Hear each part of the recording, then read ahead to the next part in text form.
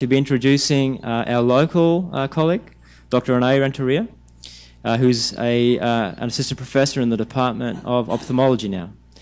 So Rene's lab is interested in everything related to the retina, in particular with the development of the retinal vision field, as well as the pathology that goes wrong with that as we age. Rene obtained his training in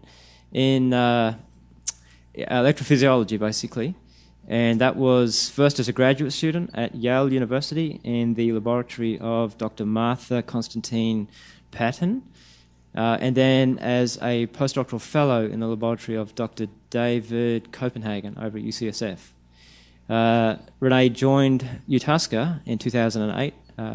He was recruited by the Department of Physiology, and then moved over, I think last year, over to a joint position now with the Department of Ophthalmology, the Center for Biomedical Neuroscience, and then also a part-time teaching position with the School of Nursing. And that's in the Department of, let me get this right here, it's a funny name. It's coming to me, it's Health Restoration and Care Systems Management. Okay, so having said that, Rene's going to tell us today about some of the most recent work going on in his lab, and that's related to diabetic retinopathy. And on that note, let me just say, if you're going to ask questions, please remember to press the button for the people out at the park, and let's go from there. Thanks, Rene. Thank you. Oh, let me get the lights. So if I end up yelling at you, please let me know this. Oh, you got it. Teaching gig kind of makes me scream out to a big room sometimes. So thank you. It's a pleasure to be here and to see some of you again. And what I'd like to tell you about is the work our lab is doing, not about pathophysiology, which is what I teach for the School of Nursing, but don't get sick because I'm a mouse physiologist. And we've been trying to understand vision loss in diabetic retinopathy. And what we're working on is sort of a new role for dopamine, which we're finding can suppress VEGF-induced pathology. And so this is important because VEGF-induced pathology is the main idea for pathogenesis in diabetic retinopathy, chronic VEGF increase. And so, diabetes in some ways needs no introduction, but it's a major problem in the US, and that's why this is data from the CDC, why the NIH is putting so much money into diabetes and diabetes complications research. You can see here that these dark red colors represent greater than 9% of a state's population of the adults being diagnosed with diabetes. And so it's a major, the prevalence is very high. And it's considered an epidemic. You've probably heard it as this epidemic because if you look at the map from 1994, starkly different. These squares are 4 to 5% of the population. Still a lot of people. So this map was 2003, and of course we're a decade on. So 20 years later, you can see that almost half the country is up to greater than 9% of the population. If you look at the statistics for the US population, in 94 it was down here at about 10 million people, and now we're encroaching 25 million people, diagnosed adults with diabetes in the US. So we're interested in this because one of the major complications of diabetes is diabetic retinopathy. It's the leading cause of blindness, as you can imagine, with so many people that actually have the disease. And not only just blindness in working age Americans, but also vision loss. So there's progressive vision loss that can eventually lead to blindness, but any sort of vision loss starts to impact quality of life. And so one thing you could ask yourself, and people do, is, vision loss isn't really what kills people with diabetes. They get cardiovascular disease. That's one of the major killers of patients that have diabetes. It's a huge risk factor for cardiovascular events. But when you talk to patients, a lot of what they're most concerned about is loss of vision because of the role that vision plays. We're very visual animals. That role that vision plays in independence. And if you want to read, even watch TV, drive, just be independent. And for a lot of older adults, it's if you want to see your kids and your grandkids, you need vision like this and not like this. So this is put out by the NIH. What can happen is you can get bleeding across the retina, clouding of some of the visual elements, loss of neurons, which leads to blurriness of the image and dependence and blindness. All right, so when a diabetic patient or you go to an ophthalmologist, they'll have this view of you and give you some drugs to dilate your pupil and look into the back of the eye. And so let's look at that. So the eye is basically like a ping pong ball, and you're going to look at the inside called the fundus, and this is a fundus image. And so here you can see this is the optic nerve, your blind spot, where all the axons of the output neurons, the retinal ganglion cells, are exiting the eye. And here, coming in, are the blood vessels. And so they feed the whole retina, the whole inner retinal here. And you'll also see that there's an avascular region called the macula, which has the fovea right in the center. And the fovea, as you probably know, is your area of best vision. So whenever as I'm moving my eyes around here looking at your faces, I'm putting my fovea on your face. And so in diabetes, in human research, basically preserving the macula preserves a lot of the vision that people care about. All right, so this eye actually isn't a normal eye. This is a person that has non-proliferative diabetic retinopathy. It doesn't always project very well, but what you can see are these sort of white spots here, which are called cotton wool spots. These are proteins and lipids that leak out of the vasculature in the retina because of these chronic levels of VEGF. And then you can also see, if you look carefully, these little red spots are the beginnings of hemorrhages that occur in the eye, and they're also microaneurysms. And so this vascular damage is one of the major characteristics. These are the first clinical signs that somebody has retinopathy. But of course, once you have these, we're finding that you already have some neuronal damage and some vision deficits. And so the field is always trying to find earlier and earlier markers of retinopathy, those people that are going to develop it, and can we find protective ways to protect their neurons and their vision. This can progress to the proliferative or late diabetic retinopathy stage, and you can see the obvious bleeding here. If you look at these new blood vessels, these groups of blood vessels, this is basically a neovascularization due to the hypoxia and then the resulting VEGF, vascular endothelial growth factor. And what happens is these vessels that grow are very fragile, and they tend to bleed, especially with tractional movements of our heads. So it can progress to this kind of stage, and this is where you get that kind of blindness, like in that picture that we saw. So if we think about, what are the pathogenic mechanisms for retinopathy? It's really considered to be a microvascular disease. So the initiating event is hyperglycemia, so that's diabetes. And this hyperglycemic environment is damaging to endothelial cells that line blood vessels. And so this causes hypoxia within the retina, which leads to the expression of vascular endothelial growth factor, so VEGF. So this chronic expression leads to increased permeability, and those cotton wool spots eventually will lead to the neovascularization.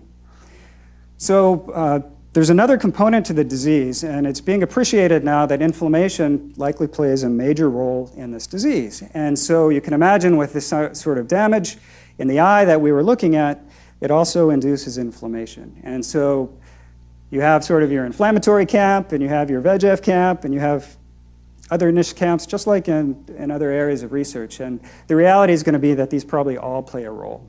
Yes, please. Sorry. So I'm a little curious why people actually separate. Oh yeah, okay, so let me repeat. So I'm a little curious that the way the eye folks always separate inflammation from neovascularization, because in any wound healing response, neovascularization is a mid-stage of wound healing. That's inflammation induces neovascularization and requires monocytes and whatnot.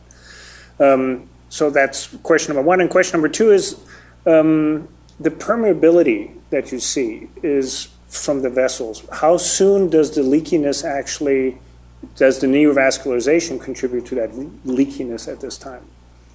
So neovascularization is it really late? Is late. Okay. Yeah. So that's part of that separation idea. It's both. It's the answer to both, which is that the neovascularization is a very late event, and some of this increase in permeability and increase in VEGF is an early event. And so it wasn't always clear how much, and the inflammation data has been a little bit variable, especially at the earlier stages. I mean, certainly when you have all this kind of damage, there's a lot of inflammation, but this is very late in the disease. So there's this kind of chicken and egg argument of the camps about which is the inducing factor, because all of these things end up causing sort of this vicious cycle.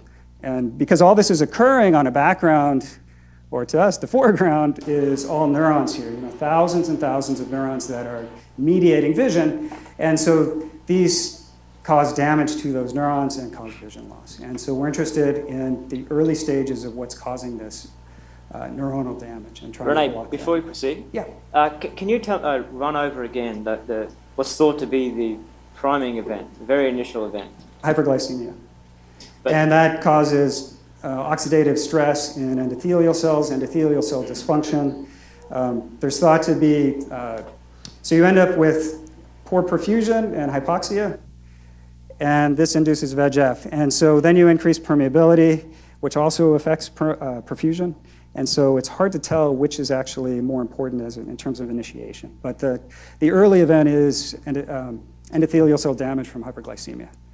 And the common thread in all that damage, there's a lot of different pathways, seems to be oxidative stress in those cells. But at some point you have to get a reduced blood flow, right? Right. And so that's just a local swelling, or the endothelial cells swell? What's going on there? Any ideas? Well, so it's hard to know which comes first. So we see reduced blood flow, and that's one of the earliest signs we see in our animal model.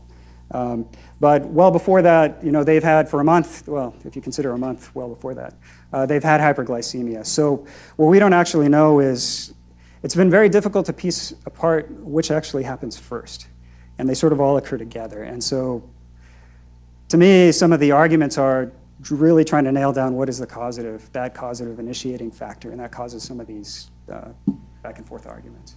But it really does seem to be that you get these vicious cycles where they all start to positively interact, and then you can't get out of that kind of cycle.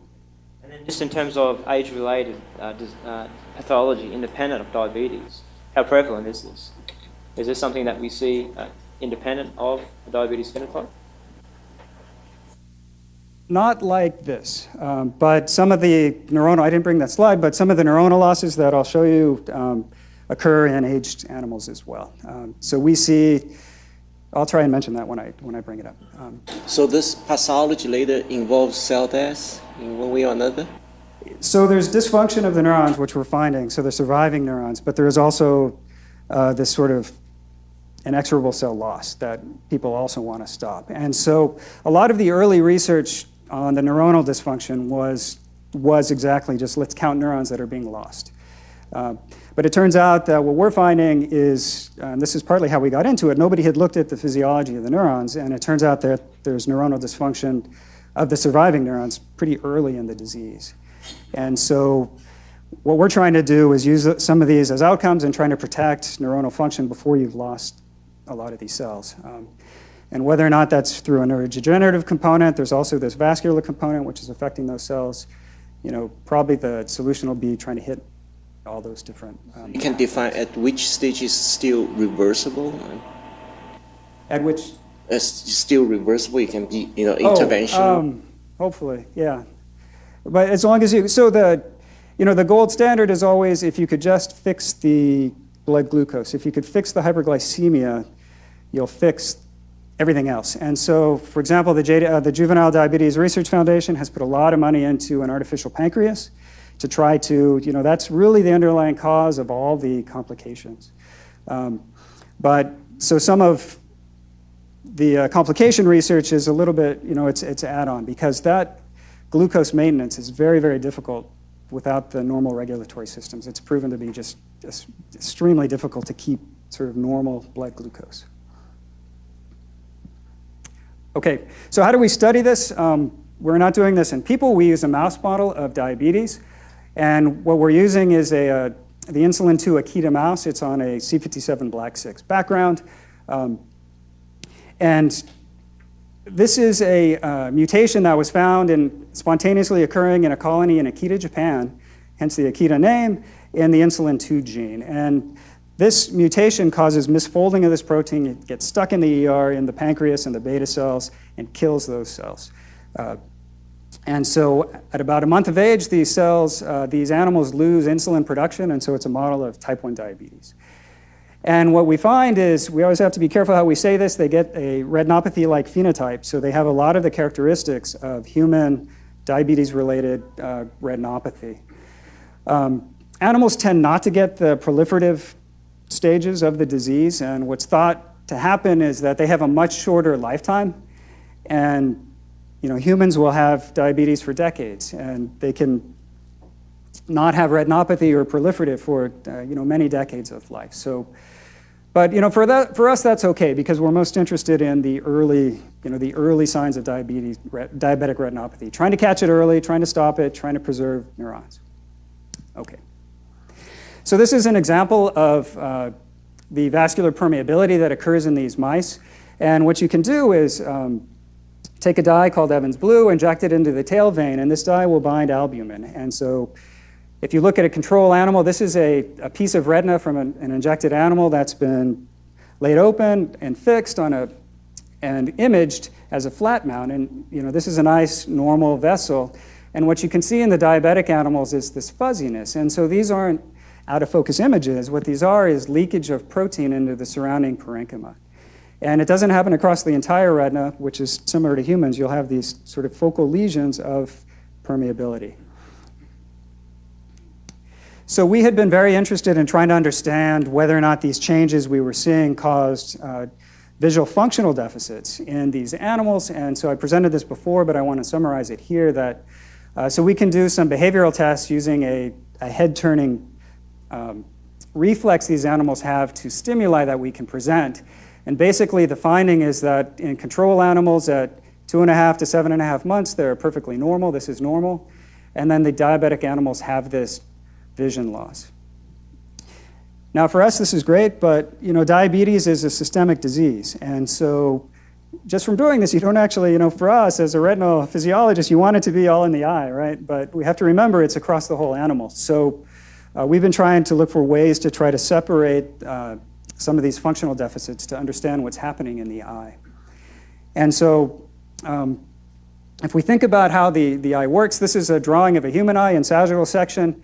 But of course what happens is that the light comes in, gets focused by the lens onto this basically like a wet Kim wipe that's on the inside of these ping pong balls that are your eyes. And that is the neural retina, and that contains all the cells. If we take a little cross-section here, you can see them. Hopefully, there you go. That mediate vision. So this is a vertical section of a mouse, an H&E stain, mouse retina. And what you can see are cell body layers, very nicely organized. Light actually passes through the entire retina and then gets absorbed by the outer segments of the photoreceptors. That causes a change in polarization of the photoreceptors, excitatory transmission, synaptic connections here in a plexiform layer to the bipolar cells, which are also glutamatergic, and they make connections with ganglion cells and amacrine cells in this layer. And so the ganglion cells then, basically, whenever you're looking around, they're taking whatever you see, translating it into a spike rate code and reporting that to the brain that you see as reality. So your brain is interpreting those spikes as your visual reality. And so another point here, so there are these sort of vertical columns of excitatory circuitry, is that there are also horizontal cells up here and amacrine cells, which have, if you look at a circuit diagram, they have these lateral connections that are inhibitory contacts that help shape the output. And so there's decades of work has gone into the circuitry and how this circuitry helps extract features that your brain then interprets into visual reality. All right. So if we think about how we can record, what we've been doing now in the lab is trying to find an easy way to record retinal responses. And what you can do is when you flash a light, all that circuitry responds at once. You can flash a bright light that illuminates the entire globe, and because of the nature of the response, you can put an electrode on the outside of the eye and compare it to a reference somewhere on the animal's body and record a potential called the electroretinogram. So this is this masked electrical response to a very short like 4 to 10 millisecond flash of light. And you can control the brightness and backgrounds and all that stuff. So if you think about that circuit diagram, remember this is just a really small portion of your retina, and then that circuitry is repeated across the entire surface. And that is what's generating these, when you activate it all together, the currents that are generated are large enough to be recorded from the outside. This is what it might look like in a person. There's a fiber electrode that gets placed on the cornea and is fine for people, and then you need a way to illuminate the whole eye, so there's something called a Gonsfeld dome that has LEDs in here, or like a xenon flash bulb, and that can, you have the patient put their chin on a chin rest, and then you move this thing up against the eye, you can stimulate the whole eye. So we do the same thing in animals, except basically the whole animal gets kind of shoved up into this dome, it's anesthetized, and we can put one of these fibers across the cornea. So when we do that, what does it look like? So we can do short flashes, and you get a waveform that looks like this. So this is a classic ERG waveform. Here's where the stimulus occurred. And because of a lot of previous research, it's known what parts of the circuitry contribute to what parts of this waveform. So this early initial event, this downward going polarization is the A wave, which is due to photoreceptor polarization changes to that flash. And then quickly after that, they are signaling through excitatory transmission glutamate to bipolar cells, and the on-bipolar cells then have a positive going wave called the B wave. And then these cells are immediately releasing transmitter onto amacrine cells and ganglion cells. And what's been found is that there are these oscillating potentials called oscillatory potentials, and these are a result of that interretinal activity, primarily from amacrine cells with some contribution from ganglion cells. And so this gives us a way to kind of probe different layers of the retina and different sets of neurons within the retina. And so we've been doing that in diabetic animals, diabetic Akita mice.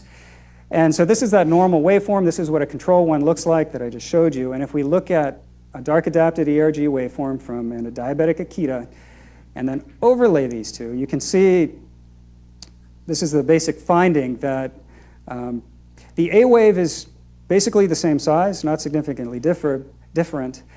We have a smaller B wave, this kind of low frequency component, and there are smaller oscillatory potentials.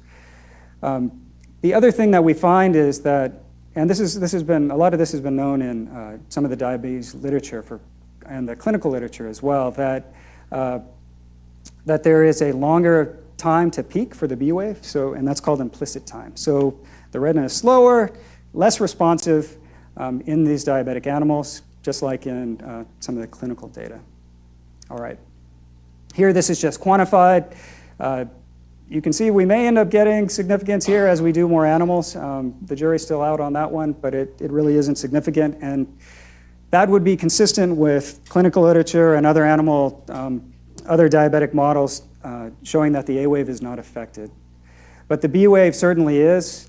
This amplitude is reduced, and the timing is increased, so the latency is increased. Yes, please. Yeah.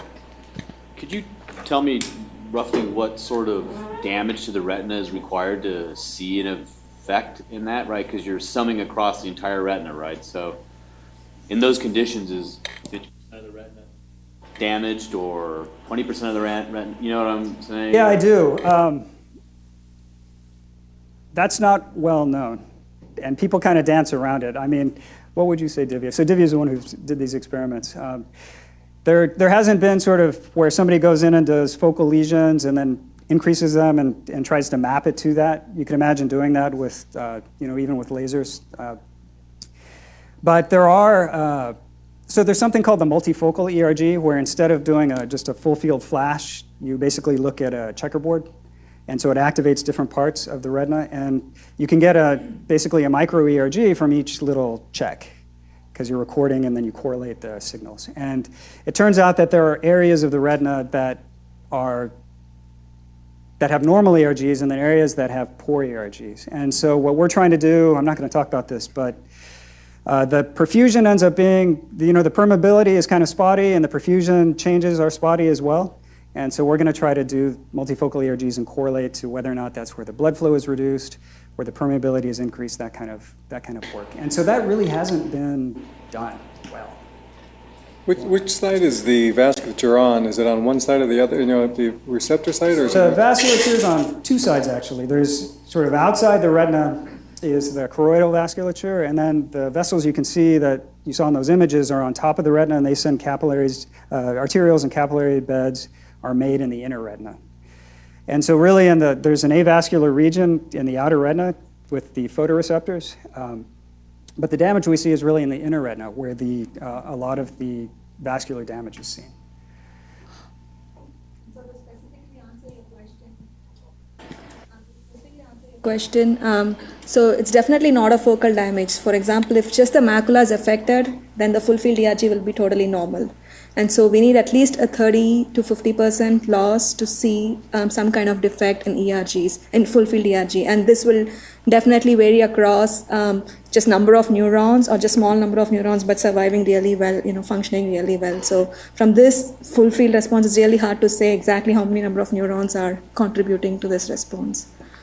But certainly when we say that large a percent, it's not loss of neurons. We find dysfunction in the signaling already before you lose neurons. So, they're not dead yet. So you can take that ERG waveform and filter it to get rid of the low frequency components and just get the OPs. And I just wanted to show what those look like. And you can overlay those. And clearly you can see this is that amplitude loss in the OPs. And you can see that this second OP is also taking longer. Because of this amplitude loss, there's even fewer OPs, oscillatory potentials. The significance of that really isn't known. It's probably just that they're getting lost down here in the noise. So we have some outcome measures for retinal function that we can use. This is just the oscillatory potential quantification. And so, for us, part of this is that there's been work already that, these oscillatory potentials are driven by amacrine cells. And Alistair Barber's lab, who had sort of brought the Akita mouse as a diabetic retinopathy model and published some of the initial papers, had already shown that there's loss of specific amacrine cell populations, and not total loss, but these basically march down over time. And so in cholinergic amacrine cells and also in dopaminergic amacrine cells. And so we became very interested in the dopaminergic signaling happening in the retina, and which I'll show you data for in the next part of this talk. And what we first did is, this is basically a retina that's, again, been flat mounted, and you can stain for tyrosine hydroxylase to identify dopamine-producing neurons. These are the only neurons that produce dopamine in the retina. There is no sympathetic innervation of the vasculature in the retina. Some species have it. Humans, rodents, mammals don't. And what you can do is stain these cells and then count them, just a very simple count. And when we did that, we confirmed that our retinas have indeed lost tyrosine hydroxylase positive cells. This is after 4 months of diabetes. And this continues with age. We've done some aging studies with this as well. And what we also noticed was that the staining of the remaining cells was dimmer. And that's not really quantitative, and I always harsh on people when I review papers when they do this. So we did a Western blot to just quantify the expression, and we found about 50% of the tyrosine hydroxylase in these diabetic retinas.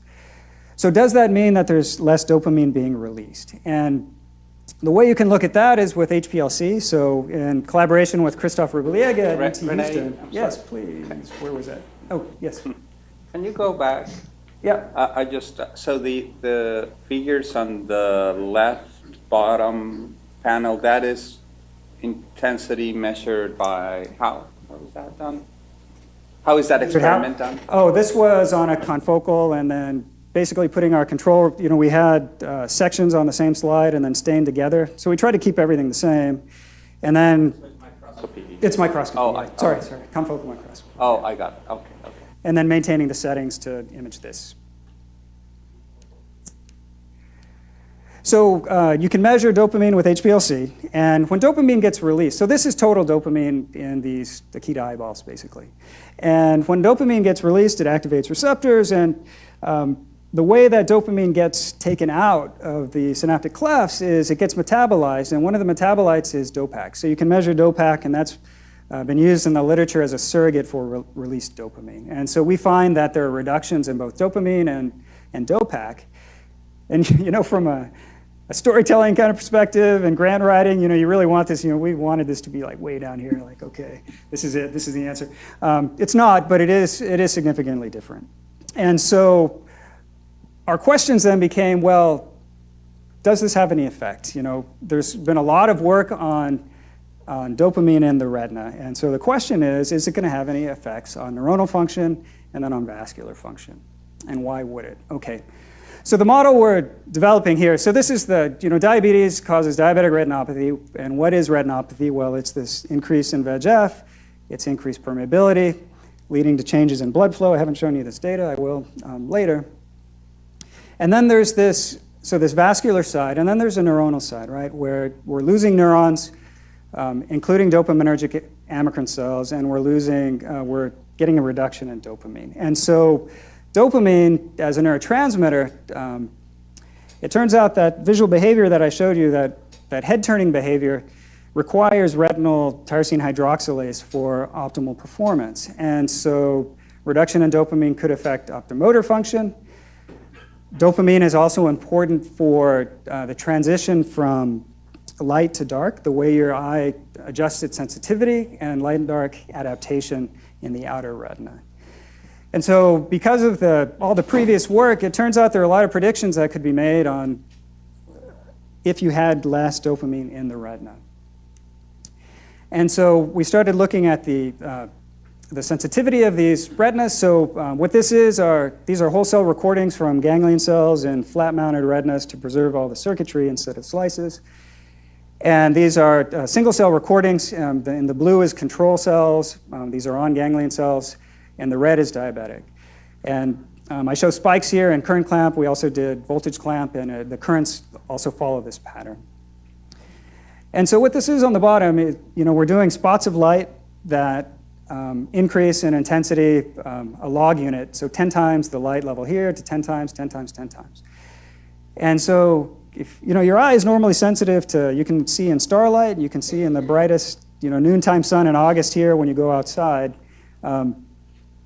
But it takes time. We've all felt that, right? You go to a movie theater and it's dark, and then slowly you see things come to light. That's this process of adaptation. And so what you see in these control cells is that at about this -3 log intensity, they begin to fire, and they have about a 2 to 3 log unit sensitivity before they saturate. Very typical for a ganglion cell. And then that adaptation slides that along this whatever light regime you're currently in. If we look at the diabetic ones, you can see that they begin firing earlier, much dimmer lights, and also this plateau phase, they saturate, but with brighter lights, they actually fire less and less. And so we don't understand all the reasons for this physiology, but it's consistent with this idea that these retinas were both they had the same adaptation, the same light history, the same time of day, and yet these are more sensitive, suggesting that if there were a reduction in dopamine, they would look more dark adapted, and that is consistent with this data. So something else that's consistent is if you look in the outer retina. Yes, please. No, that's fine. Interrupt.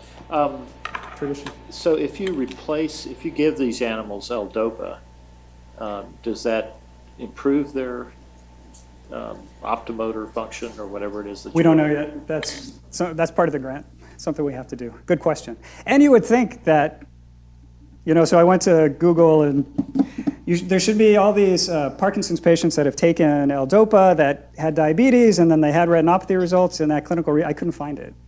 That actually brings up another question. There is some literature about visual dysfunction In Parkinson's, yeah.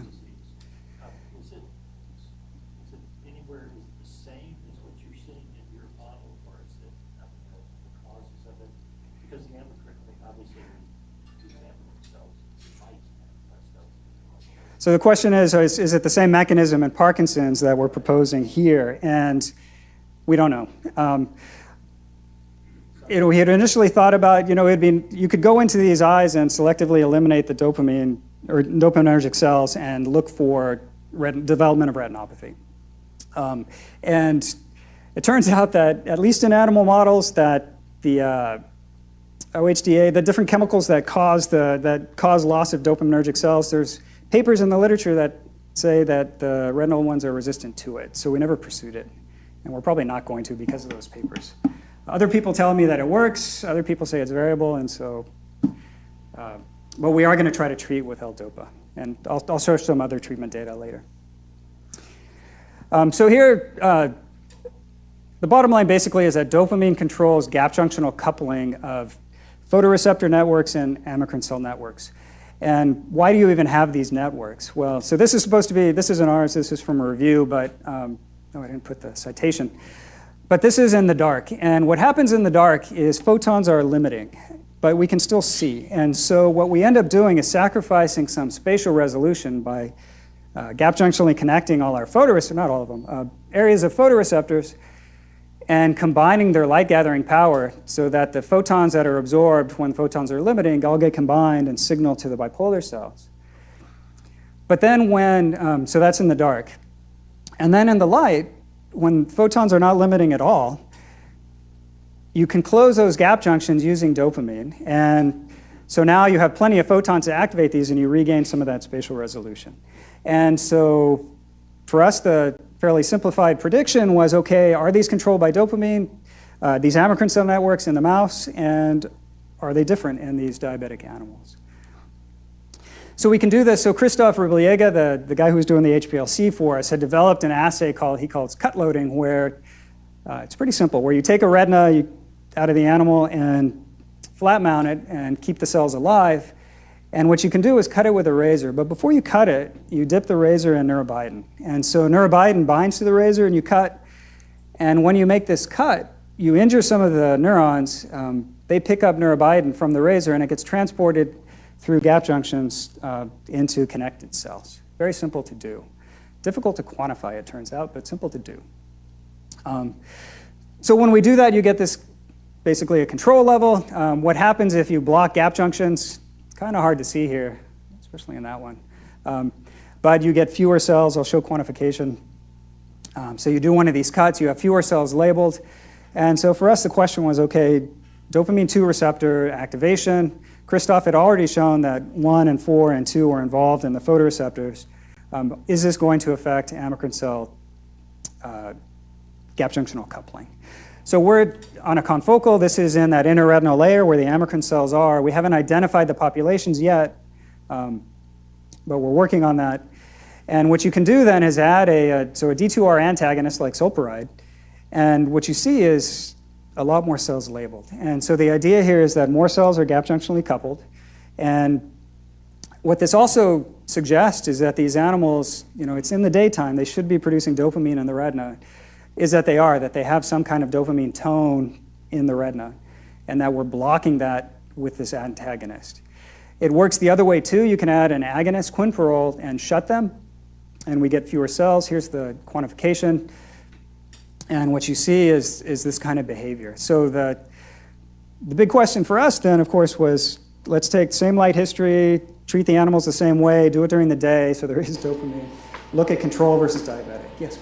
So how do you know you're looking at just neurons? I presume there's some glial cells in there too someplace? Are they gap junctional coupling? Or is it all just neurons? Not glial cells. In that layer? Or just... Not in this network. And they will gap junctionally connect, but not to these amacrine cells. So there are a bunch of different gap junctional networks in the retina. And so the question is why... Some of the issues with that assay is when you do that, why aren't you getting sort of all the cells and they're all eventually connected, so why don't you sort of see them? And we don't. So we don't know what the specificity of the labeling yet. We're trying to work some of this out. And we're actually going to, Christoph can inject individual photoreceptors, and we're probably going to move to that, inject neurobiotin and look at the networks. I don't think I answered your question too well, but I forget the exact question exactly now. So dopamine controls the coupling. We have this assay of coupling. Let's see what it looks like in control and diabetic. And here, indeed, we found that there were more neurobiotin-labeled cells in this in the internuclear layer where these amacrine cells are, the same network. We don't know if it's the exact same cells or if the network has changed yet. But But this is the prediction you would make from reduced dopamine. So that's consistent as well. So the idea here then is that we have this neuronal side and this reduction in dopamine, and we're getting, many of these deficits we're finding in the diabetic animal resemble what you'd predict with reduction in dopamine. Might not be the only reason, but it's really consistent with it. So what about this other side then? We began working on the idea that does dopamine actually affect VEGF signaling on the vascular side? And so I want to talk a little bit about, the rest of the talk, about why you might think that. And then, the idea then is there's this vicious cycle that's happening where the vasculature is now impacting the neurons, which is impacting the function, and you get this, again, another vicious cycle. So one of the pieces of data that we had seen is that an older paper, so 1990, looked at dopaminergic cells and the rat retina, their projections. And again, it's kind of hard to see here, but so this dark product are these dopaminergic processes, and what you see here is a capillary. So this is in the inner retina. Here's a little better view where these are making connections with other neurons.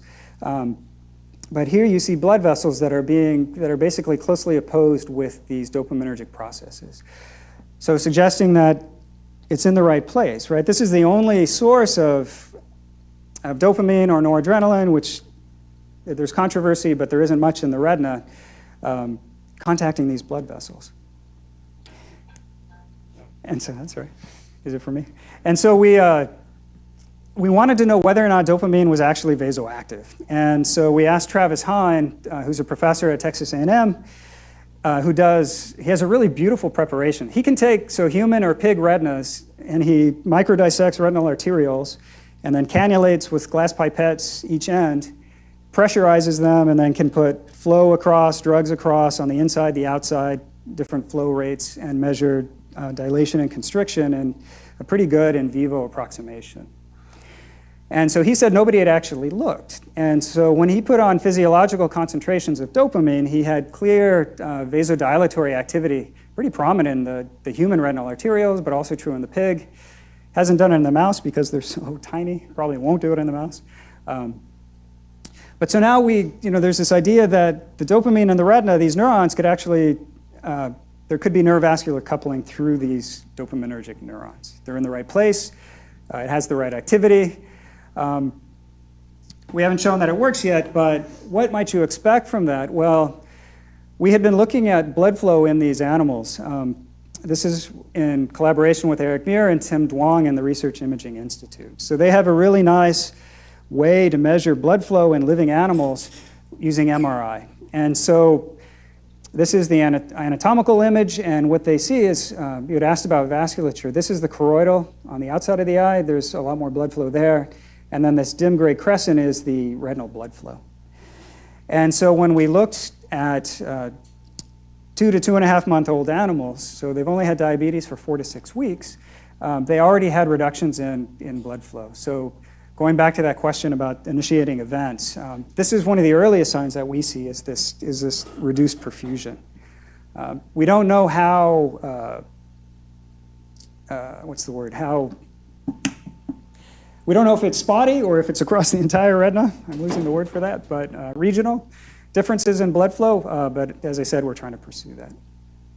So we have reduced blood flow. If dopamine is is vasodilating, a reduction might suggest a more constrictive environment, and that would be consistent with this data. So, but can dopamine actually signal to the vessels? And so I saw some data that really stimulated a lot of this thinking. So there's a paper, this is an ODR data, this is Bhattacharya et al. There's a few papers from a couple of different labs showing that endothelial cells in culture, and I want to first point out that these are HUVECs, which are human umbilical vein. So this is the venous side. They're macrovascular. They're basically they're not microvascular endothelial cells in the retina. But I'll show you some data from that next. But what they found is you can grow these to confluence in a dish and then measure the permeability through the layer. So this is a model of the blood-brain barrier. If you central endothelial cells or just barrier properties in general. And so what you expect and what they find is that if you put on VEGF, you increase, so you have VEGF-induced permeability. And they showed that dopamine and quinpirole actually block this VEGF-induced permeability of endothelial cells. Very important implications for diabetic retinopathy if VEGF-induced permeability is one of the driving factors of the pathogenesis. And so we became very interested in this mechanism, and I couldn't believe nobody had looked at this. So that's really what started this R01 proposal. So it turns out that it worked also for proliferation, not just permeability, and the common, this is well known, that it's VEGFR2, the initiating event is phosphorylation. And what these labs showed is that D2R activation of the endothelial cells, so that's the only cell in the culture, was directly inhibiting VEGF phosphorylation of VEGFR2. I point that out. I want to tell you right now that for our cells that I'm going to show you, this does not seem to be true. It's probably working downstream of this. So there already is a difference in these cells, and we're going to try to repeat their data. All right, so we have VEGF-induced permeability. What does that mean? And so what are some of the signaling pathways? And so this is one of those big, hairy signaling diagrams. This is the outside of the cell. This is the inside of the endothelial cells. And basically what we know happens in retinopathy, eventually there's going to be angiogenesis if it gets that far, is one of the driving ideas for the development of this pathology. So there's VEGF onto VEGF, signaling to VEGFR2, and to get angiogenesis, you need several things to happen. You need VEGFR2 activation. You also need cell proliferation. This same pathway seems to be the one that drives the permeability, but it's also part of the proliferation pathway. The MAPK or ERK1-2 pathway is important for cell proliferation. Cell survival becomes important, so AKT pathways, nitric oxide generation. So these are all outputs, cell migration, that we can measure in retinal endothelial cells. And so for us, the driving question becomes, if you look at all this signaling, which parts are inhibited by D2R activation, so dopamine or quinpirole? And so these are some of the experiments that we've been doing. And what we're using are human retinal microvascular endothelial cells. So these are commercially available, so we didn't get these from presumably an unfortunate patient. It's from a healthy individual. And you can put these in culture. They maintain their endothelial cell characteristics. Although we haven't confirmed it for ours yet, we're still working on that, for several passages, up to passage 7. And so what we can do is put these in culture and look at proliferation, and what we find is that VEGF indeed induces proliferation in these endothelial cells, as you would expect.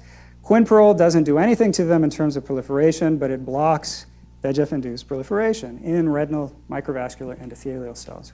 We're very excited about this result, as you might imagine.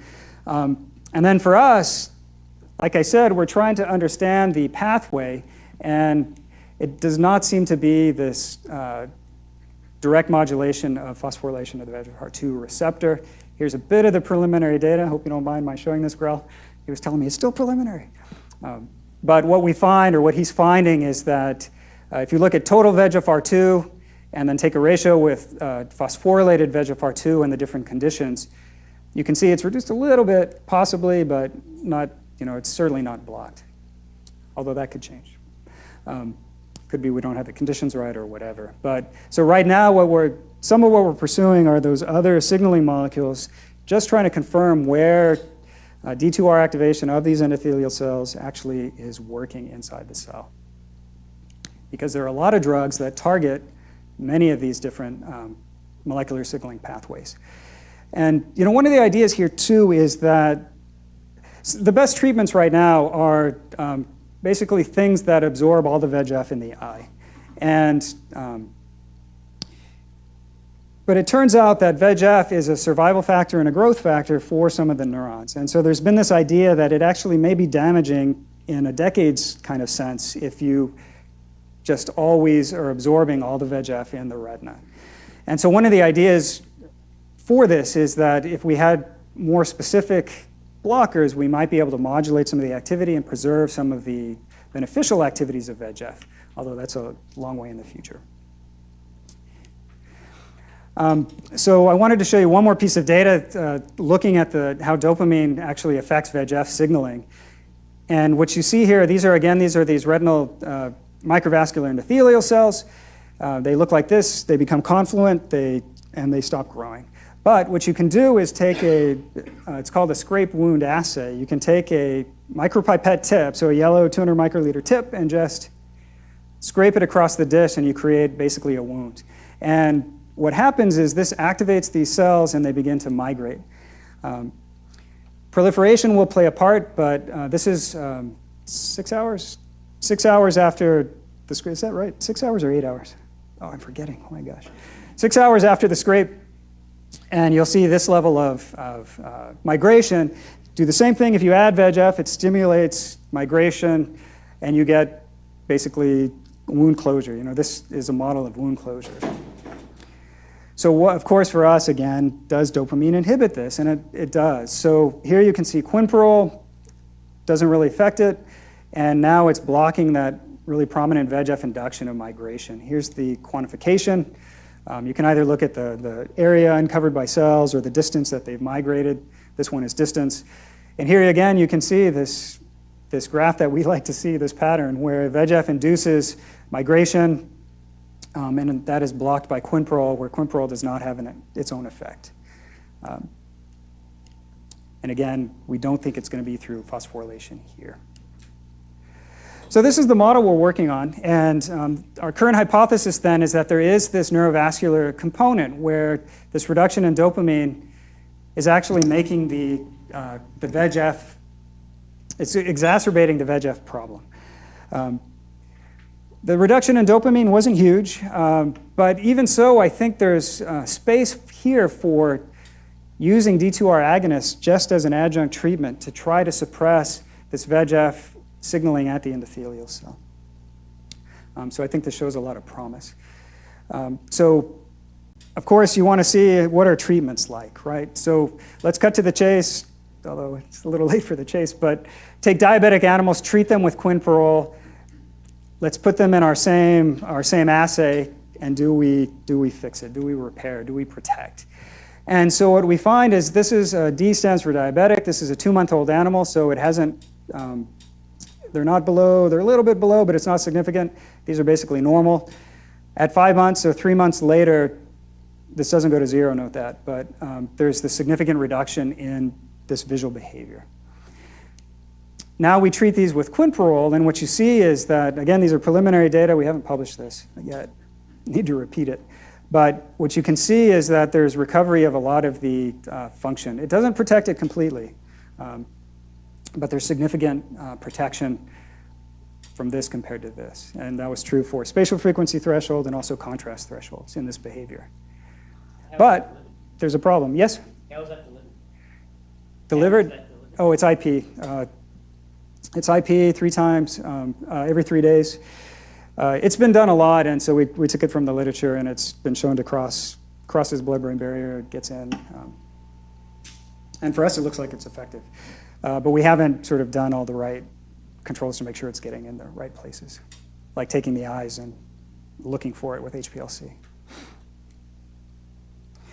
So it turns out that there's this literature that I'm a little less familiar with than I should have been, but and Ralph DeFranzo here at the Health Science Center has published a nice review on this. So it turns out that dopamine agonist is already approved, FDA approved for type 2 diabetes, but it's a totally different mechanism. And so what happens is that it turns out that there is reduction in dopaminergic tone in the hypothalamus. And so why does that matter? Well, without that dopaminergic tone, there is an increase in sympathetic activity generally across the body. And so it's almost like a stress response, right? Sort of this chronic level of stress. And what happens is that this exacerbates the hyperglycemia. Gluconeogenesis in the liver goes up. More glucose is in the blood. There's hyperlipidemia, and there's increased vascular tone. And so there have been, it's approved. The clinical trials show that this D2R agonist, it's bromocriptine, commercially it's known as cycloset, improves glycemic control, improves dyslipidemia, and actually reduces adverse cardiovascular events. All these are, gold standard for what you want to do to treat diabetes, especially type 2 diabetes. So for us, one of the issues then is this what's happening in our mice when we're treating them with quinpirole? And we looked at blood sugars. They're already really high, so they didn't really come down, but it's hard to detect that, especially with the number of animals we had. So one of the strategies we're taking is that, well, if systemic quinpirole that you inject IP should be working in the eye by this other mechanism, this endothelial cell mechanism, we should be able to inject VEGF in the eye, induce permeability, and then block that permeability. And again, this is preliminary, but it seems to work. So what you can see here is if you do Evans blue, you can sort of see if you do Evans blue injections into the tail vein, you get significant VEGF-induced permeability. These are normal animals, but we've injected them with VEGF. 2 days later, we inject them with Evans blue, and it starts to leak out. And what we found is that when we've treated these with quinpirole, they're much better. It doesn't completely block the permeability, but it reduced it. So this is some of the strategy we're taking to really try to take this and understand if this dopaminergic suppression actually works in vivo, works in the mouse. And now, of course, we need to do this for our electroretinogram, do it for a longer time period, see if we can protect neurons, and basically propose this as an adjunct therapy for retinopathy. So that's really all I wanted to say. I want to thank the current people in the lab and want to welcome Wenjing Yang, who's a Chengya exchange student, and she just started yesterday, so welcome, Wenjing. And former people in the lab and also who've done a lot of the work and our collaborators, and of course, our funding agencies. So thank you very much. Really appreciate the opportunity. It was a pleasure talking to you. All right.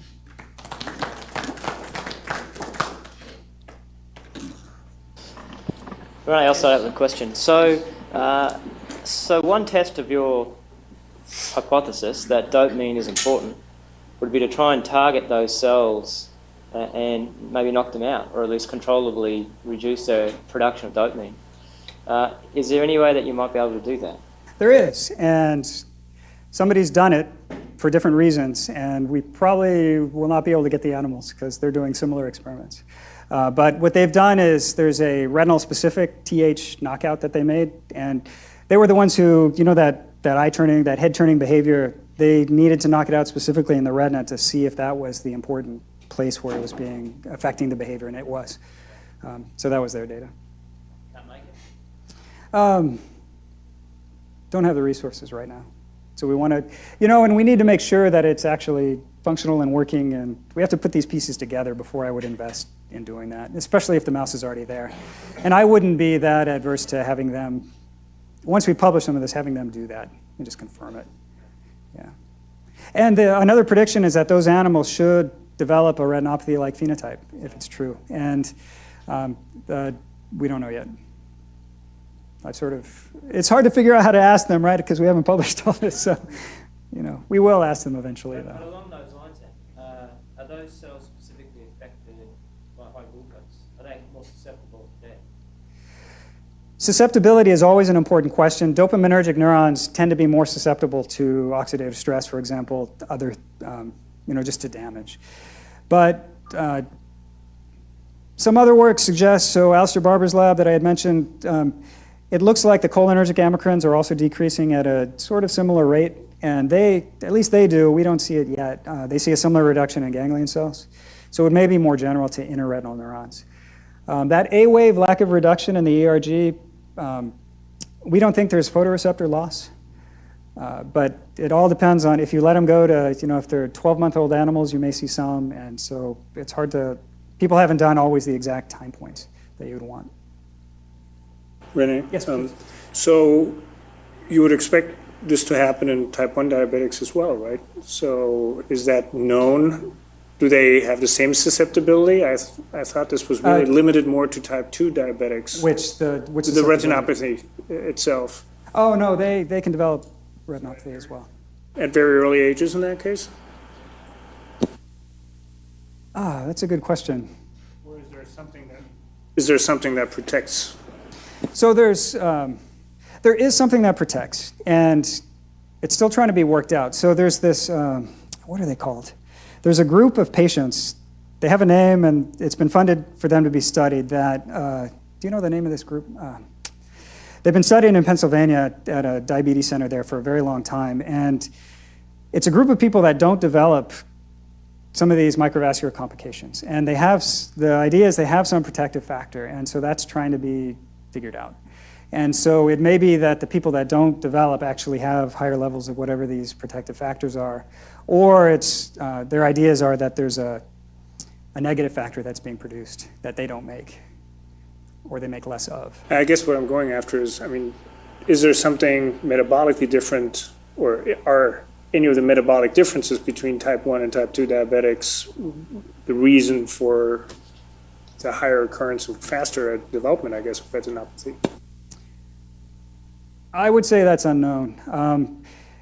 So insulin is a very important signaling molecule in retinal neurons, and but from the little data there is on this particular question, there is that insulin resistance also applies to the neurons in the retina. And so in some ways it behaves as if there's low insulin. So it's not clear to me what part of the insulin signaling pathway is broken in those animals, but certainly that kind of, a change in metabolism is certainly possible. Yeah, and it's probably, I mean, I'm sure it's there, right? I mean, the cardiovascular literature suggests that it's there. So. Yes. For the initial insults, with the high hyperglycemia, are there any osmotic effects? Is there any swelling of the endothelial cells? That's a really good question. I don't really know. I'm a little embarrassed to say I don't know, but I don't really know.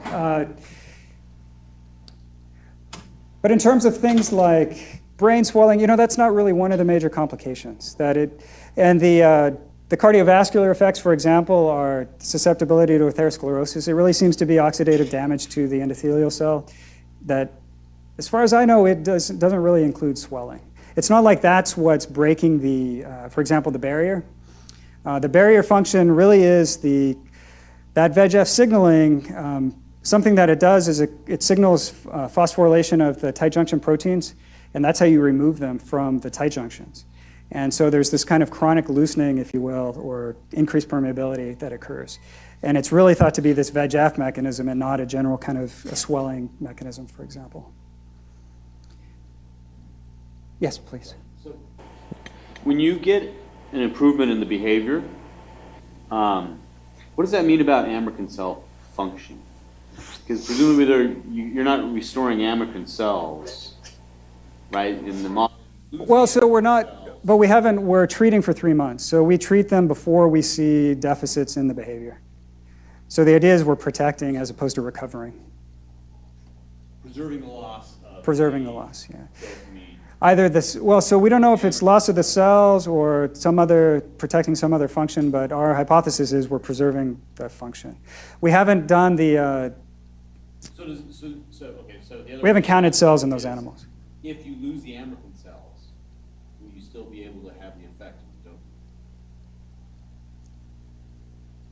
Yeah. In the retina, no. Well, what do you mean? You mean if we inject it? Well, so the idea is that the dopamine is being produced by amacrine cells. During the diabetic insult, you lose the amacrine cells. Well, you lose 10 to 20%, so you don't lose all of them. Okay. It's this tone idea. So that loss isn't enough to change vision? Well, we're saying that it is, but there's lots of other things going on. So I'm trying to get my head around about the rescue. Yeah, maybe I'm misunderstanding. I'm sorry. So if you rescue the function, protect. I think what you're asking is, you're asking a question. So you're trying to ask if there's already a loss of vision, and you come in with add dopamine, can you recover the vision? But you're saying we don't know. So if they're here and we start injecting with quinpirole, does it go here at 7.5 months, or does it stay here instead of going down? The prediction I would make is that it would stay here and not go down, as opposed to being recovered. But I don't know. We haven't done it. We could have done it with these animals, but we killed them to take the eyes and do other stuff, or we sacrificed them. Sorry. All the experiments you've done have been in that sort of pre-loss or the pre-phenotypic appearance. It's all occurring together is the tricky part, right? So the cell counts I showed you are at this age. So And the earliest thing we found is the blood flow. So that blood flow reduction is already there before we get deficits in this behavior. And so that's the earliest we've found. But even then those, even there you might want to see, well, go to as soon as they're hyperglycemic. Is that the very first thing? And we haven't done that yet either. Maybe what Ben's getting at is, for people who already present with diabetic retinopathy, maybe it isn't a treatment per se, maybe it's more preventable. It is. It would be, so the thing is they have, there's progressive loss it can be over decades. And one of the main issues, or a big issue, is that those clinical signs at the very beginning, it's actually pretty late. They have all this stuff already. And so there's a lot of work being done trying to decide how who you test, like what determines susceptibility to retinopathy, like you were asking, like Rado was asking. And does that, can you identify that and then find these people before they actually present? Because the way it works now, you only identify them, and it's kind of late in some ways. And so some of these are preventative. But anti-VEGF treatments they will recover some vision. And that's probably from this, basically fixing if you want to call it fixing, helping repair the vasculature, and then probably suppressing inflammation because you've done that, and various other aspects like that. You're just healing the tissue. Any questions out at the park? Any questions out at the park? Any other off-site campuses? Thank you.